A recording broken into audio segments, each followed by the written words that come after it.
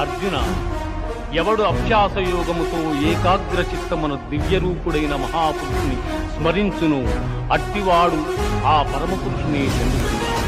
ఆ మహాపురుషుడే సర్వజ్ఞుడు, పురాణ ప్రపంచమునకు శిక్షకుడు, అణువు కన్నా అణువు, అనూహ్యమైన రూపం కలవాడు, సూర్యకాంతి తేజోమయుడు, అజ్ఞానాంధకారముల కన్నా ఇతడు.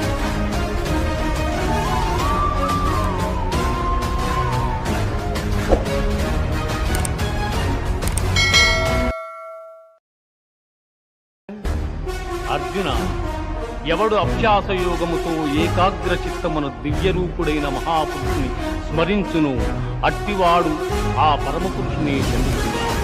ఆ మహాపురుషుడే సర్వజ్ఞుడు, పురాణ ప్రపంచమునకు శిక్షకుడు, అణువు కన్నా అణువు, అనూహ్యమైన రూపం కలవాడు, సూర్యకాంతి తేజోమయుడు, అజ్ఞానాంధకారముల కన్నా ఇతడు.